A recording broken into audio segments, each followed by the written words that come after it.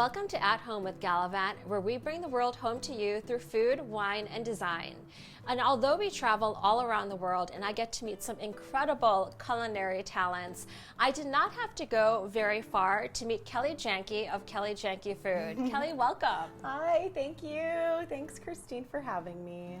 Well, we're so excited to have you here because we met at the International Culinary Institute a number of years back. Yeah, like 4 years ago now. I can't believe it. And here we are cooking in your kitchen. It's pretty wild.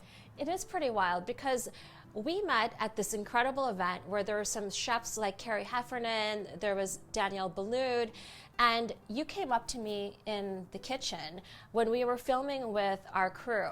And from the moment that we met, I knew that there was something incredibly special about you. Yeah. And it does not surprise me at all because shortly after we met, you really hit it big.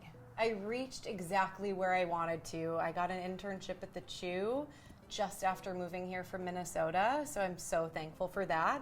And everything kind of just took off from there. At Home with Galavante, we bring recipes from around the world home. And you were inspired by what we're making today from a couple of places you've traveled and also from where you grew up. Yeah, exactly. So today we're going to be making a rhubarb crumble galette. So one of my grandmothers always made pies growing up back in Minnesota, and rhubarb is such a common thing to find there during the spring and summer. So it's just something that I love, and through traveling and spending time in France, galettes are so common, and it's just also such an easy alternative to making a pie. So I love teaching people how to make galettes. Okay, so we're starting with the crust because we want to make sure that the crust has a little bit of time to relax in the fridge. At least 24 hours. An hour's fine though. So now I'm just going to pulse it a couple times just to kind of get the salt and the sugar incorporated. And then now I'm going to grab the butter, which we have cubed in the fridge because we want to make sure that it's really cold. So I cut it up like this, and now I'm going to add it into here if you want to help me. So now, this is the really important part, right? Is we don't want to overmix it. Okay? So how we're going to prevent overmixing is we're going to search for a few things. Visually, we only want our butter to be the size of walnuts before we start to add the water. So we're just going to pulse a few times. There we go. So now we have bits that are, still quite large because we don't want to overmix it at this point because we're gonna still mix it with the water, okay? So now I'm going to remove the top here. And I have this ice water, so it's nice and cold. And we're going to use about 1/4 cup to 1/2 cup of water. Okay, so now I'm going to continue pulsing it and stream this in until the dough comes together. As you can tell, it's super crumbly, right? But that test again, it's going to hold together. So instead of kneading it like you maybe would for bread, you don't want to activate the gluten. So we're just going to bunch it together. So when you knead dough together, you activate gluten. Exactly. Okay. So think when you're making bread and pasta, you really want to work the dough, right? For something like this, what makes it flaky and tender is by not overworking it. So when you end up with bad dough, it's simply because you overworked it. As it sits, the dough will hydrate, and then when we roll it out next time or in an hour or the next day, it's going to be one cohesive piece. Okay, so the next thing that we're going to make is the crumble toppings. It's almost equal parts flour and sugar. Then we also have some salt. So Christine, I'm actually going to have you help me with this. We're going to mix this together, and then I'm going to have you cut this in using your fingers and going like this. And then we can play with it more as we're putting it on top of the galette. So now we're going to throw this into the fridge and make our topping.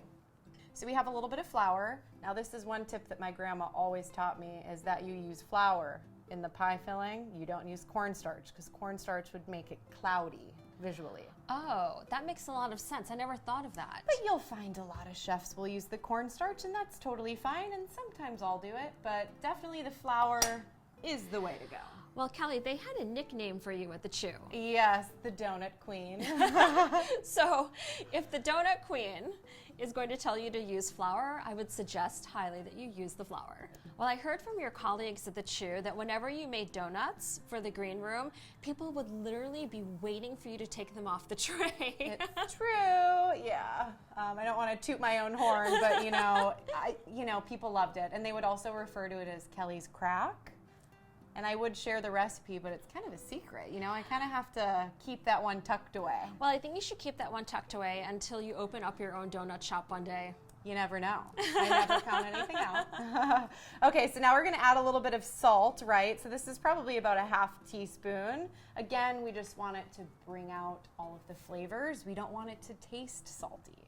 Why don't you open this and just give me a little bit of splash of vanilla in there. And while Christine's doing that, I'm just going to cut the lemon in half. So why we are using lemon is because it helps add a little bit of acidity to everything. It's already a little tart, but we just want that balance of the acid, like the salt. Christine, if you just want to mix this together, because we have everything in there, you might want to hold on to the bowl there. It could get a little crazy.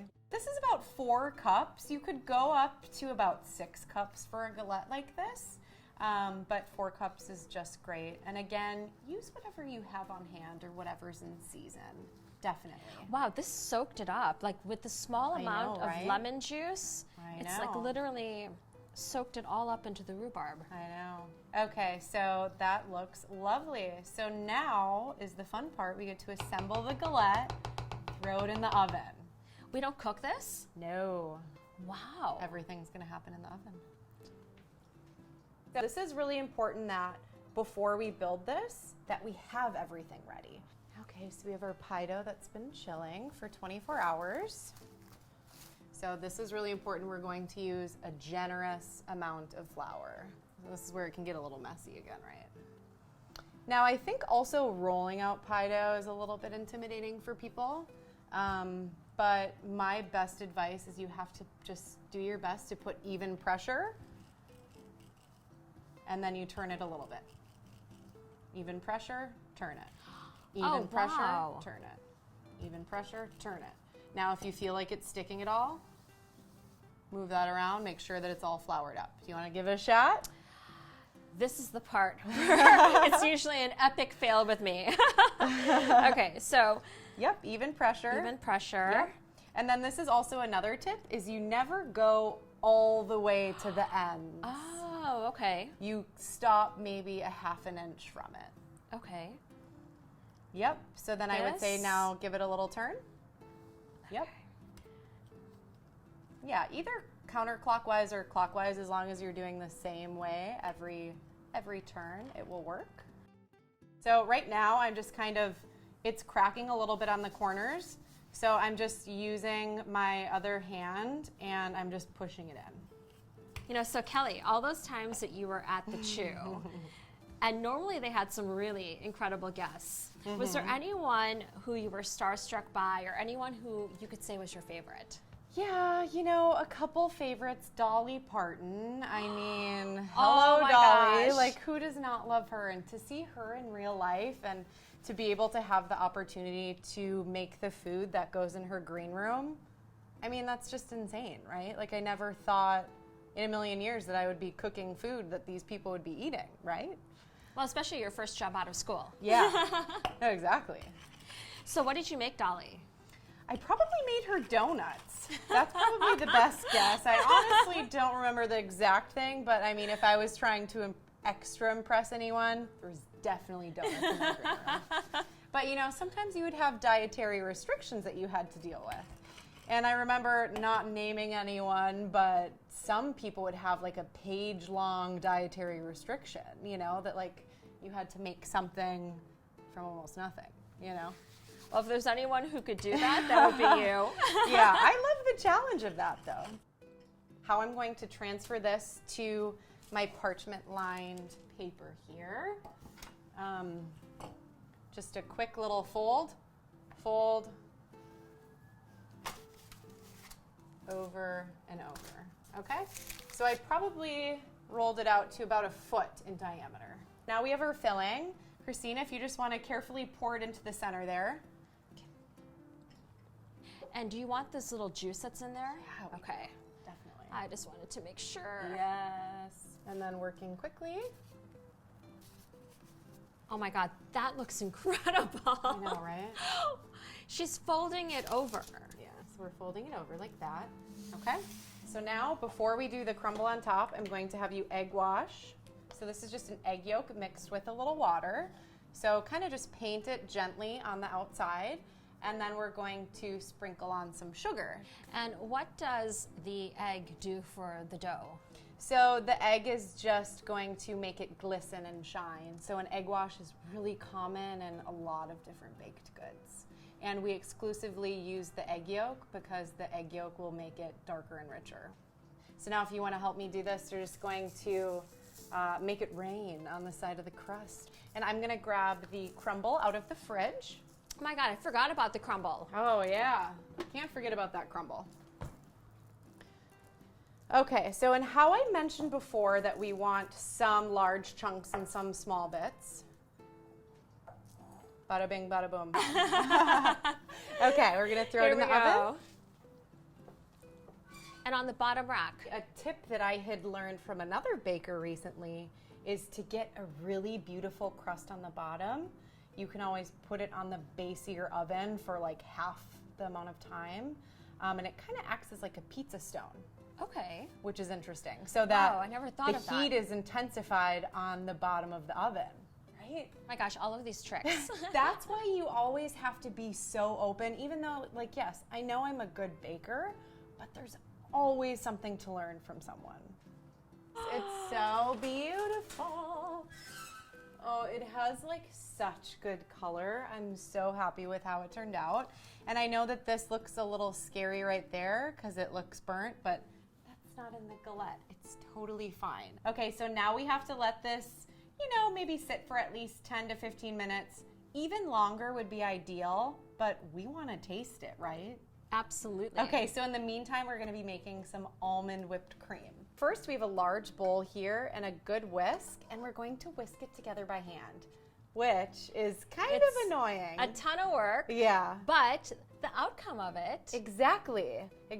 And, it's something when I worked at the Chew that we had to whip our cream by hand. And at first I was like, why on earth would you ever make anyone do that? But it gives you the best, most creamy consistency. I cannot emphasize enough the importance of having a really well done, flavorful whipped cream. Okay, so now I'm gonna start. I'm gonna get this going for us, Christine, but I'm definitely gonna be passing the bowl to you. It's a two-person job. My hand is getting really tired, so I'm gonna pass it along to you, Christine, passing the torch. This is why you do whipped cream during the holidays, because every single person who thinks they are getting some whipped cream is going to be responsible for whisking it at least part of the time. Yes. Okay, great. So I'm gonna steal this back from you. So it still has a bit longer, but we just want to add some additional flavor now. So we have almond extract. Let's see if I can get this open. So we're just gonna add just shy of a capful. So probably about a half teaspoon. Okay? Now we're gonna whisk that, and then I'm also going to add some salt. This is just some sea salt. Kosher works fine as well. Do you want me to whisk while you're... Yeah, why don't you do that? And let's taste to see where it's at. I'm gonna give it one little, okay, let's taste.